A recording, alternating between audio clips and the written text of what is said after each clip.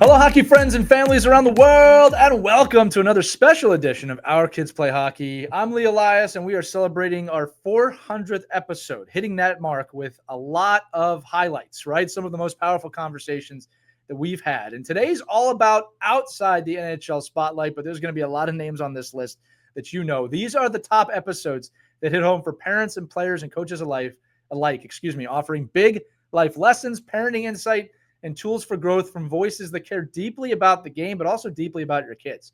So today's episode is the 5 most impactful episodes from non-NHL guests who challenged, inspired, and elevated our thinking in the game. Let's jump in, because the first name is anybody in hockey is going to know this name. The episode title was John Buccigross, a deep dive into hockey, parenting, and life lessons. So he's an ESPN legend. We all know that. He's pretty much Mr. Hockey when it comes to ESPN. And he reflects on youth hockey as a parent, because he's done it, coaching culture, and how to support kids with empathy and energy. And his insights blend personal stories, which I love that he went into, and his honest reflections, making this episode a blueprint for every hockey parent. And before I throw in the clip, what I remember about this episode was John had to catch a flight. He had to be somewhere, and we had to get on and do the episode. He ended up staying actually a lot extra time, a lot longer than he wanted to. I believe he did make his flight, but that was a big compliment to us. So look, let's get to the clip. This is John on the moment that made him most proud as a hockey parent. Check it out.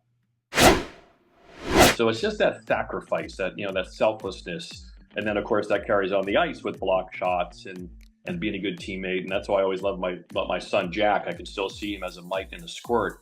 When somebody else scored a goal, he was more excited than when he scored a goal, and that makes me emotional just verbalizing it. Like I was so proud when he would do that, and so that was just so big for me. And so just that selflessness and that team and that bonding. All right, listen, you should go check this one out. Buccigross really shares what really matters in youth hockey, from the joy and the effort to teaching empathy. It's a must listen for hockey families at any stage. Okay, the next one was a really cool one for me. The episode title is Sean Ellis, Respecting Officials and Owning Your Game. So I worked with Sean when I worked at the National Hockey League, and Sean is the general inside the Toronto game box where they look and review everything. So when they say on an NHL game, we're going to Toronto to review, it's Sean's team that's doing it, right? He is an NHL VP of hockey ops and offers that behind the scenes look at how decisions get made in the situation room, and shares also important guidance for youth players on handling emotions, respecting officials, and building a great on-ice reputation. A little bit of everything in this. So here's Sean on what it's like to help make the game's biggest calls from inside the NHL situation room. Check it out.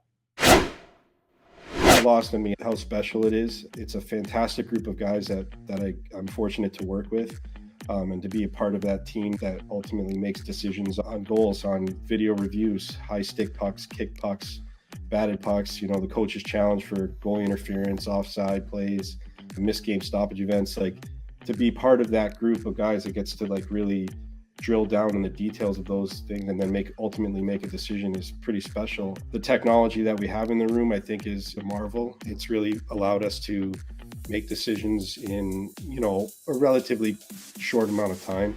I know for fans in the arena, it seems like an eternity. And at home, you're often just sitting there waiting, like maybe initially you don't even know what we're looking at. But the technology that we have to get to those decisions pretty quickly is something to see. All right, listen, go back and listen to this one. It was a lot of fun. You can hear our admiration for each other. And the episode teaches young players how their reactions shape your reputation and why owning your response is just as important as the call itself. Something he has to do in the situation room, also something kids have to do on the ice. All right. The next one, again, one of the more popular episodes we've ever done. It's titled Dr. Alicia Nasser, and it's emotional endurance and mental fitness for players. Okay. This episode, I don't want to say surprised us, but we had her on. She's a sports psychologist and explains how youth players can train their minds as intentionally as their bodies, and her practical tools for emotional regulation, focus, and reflection, which help players become consistent and resilient. So Alicia works with a lot of NHL players, so many she can't name them, right? But here's a clip on why how showing vulnerability as a player can be your strongest move. Check it out. To say, or they're like, hey, so I saw coach so-and-so kind of yelled at you today when you're on the ice because of X, Y, or Z, right? And then your kid's like, yeah, as a parent, you go, that must have really sucked. That probably didn't feel good, you know? And then what you do is you tell them a time where the same thing happened to you. You go, you know, one time when I was younger, or even just you say the other day when I was at work, you know, my friend that I work with that I told you about, so-and-so, like I'm just giving you hypotheticals here.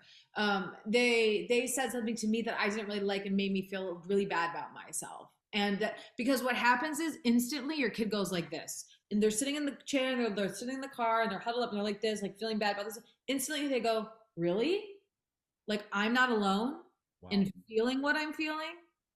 And that not aloneness, the not being in isolation, is the most profound feeling that a kid can feel. Because now what you just did is you opened up the door to, they feel so much better about themselves because they don't think something is wrong with them, because they know that other people have felt what they're feeling. And remind you, this has nothing to do, it has everything but nothing at the same time to do with the coach's behavior, because we can't control the coach, like you said. All right. Again, a lot of people listen to this one. Again, she works with NHL players. That's enough for you to go back and listen, but it really provides a clear mental health strategy that parents, coaches, and players can start using today. Super actionable items in this one. All right. The next one, another fun one from Our Girls Play Hockey, Cassie Campbell Pascal, on growing the women's game and leading with vision. So she's an Olympic gold medalist. She's a PWHL advisor. She shares her trailblazing journey in this episode, and how today's pro women's hockey landscape is finally catching up. It's a good one for everyone to listen to. Her passion and insight really shine through in this episode about leadership and opportunity, and also inclusion. These are all important topics for you to listen to. So here she is on jumping into that opportunity with no apologies. Check it out. I know it was a man's world. I felt it. I was told about it, but I've never approached life like, oh, it's such a man's world. Like people ask me, oh, how you survived in a man's world. No, like I'm a woman and I'm just living in my own little world, and men are in it. But I've never limited myself thinking, oh, well, I can't do that. I've never seen a woman do that before. I can't do that. Like I've always just approached life, jump in, like just jump in, you know, and just have fun with it. And you know, the criticism for sure came. It's different hearing a woman's voice on Hockey Night in Canada. And yeah, I that's sort of always been my approach. It's just, if an opportunity comes, I don't think about, oh, has a woman ever done this before? Like, I'm like, no, is it a good opportunity for me in my life? Yep, here we go. All right, definitely want you to go back and listen to that one. Whether you have a daughter in hockey or not, if you just want to learn from a world-class leader, this is an essential episode on growth and equity in sport. Check this one out. Okay. The next one, another favorite, you know, if you're doing a show about kids in hockey, you should probably bring on some NHL parents. So this episode was titled Tom and Ellen Atkinson, Raising an NHL Player and Building a Hockey Family. Obviously their son, Cam Atkinson, in the NHL. Tom and Ellen really reflected on their journey in raising 5 hockey boys and their down-to-earth advice on keeping hockey fun, you know, avoiding burnout and valuing mentorship as a rare, honest look into what it takes to grow with the game from parents who have a kid who've gotten there. So here's Ellen on why fun should be at the center of every youth hockey practice. Check out the Atkinsons. Make it fun.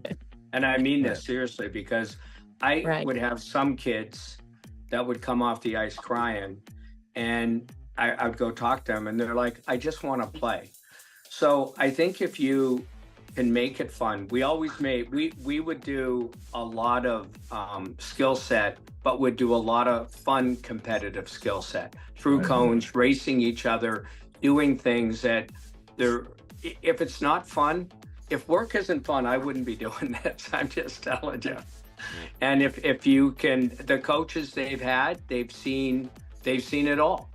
And some coaches are different, but the coaches that got the most out of the kids were the ones that made the development fun. All right, look, to go back, you should watch this episode or listen to it, because it's just a must-listen episode for any hockey parent looking for balance and structure with joy in the NHL or beyond that, right? So, again, these are 2 parents who have done it. If you're a youth hockey person, check it out from them. That's going to do it. Wow. That's our top 5 episodes with non-NHL guests, all impactful. I said at the beginning, they're all associated with the NHL somehow, right? Thanks for tuning into another special episode of Our Kids Play Hockey. If any of these moments struck a chord, go back and listen to the full episode. You will not regret it. And don't forget, we've got a lot more best of episodes coming your way. If you haven't heard the ones we've done before, check those out, featuring our top picks for players, coaches, parents, NHL guests, goalies, and more. So I'm Lee. We'll see you at the rink. Thanks so much for listening to this 400th episode of Our Kids Play Hockey. Make sure to have fun, skate hard, and we'll see you next time, everybody. Take care.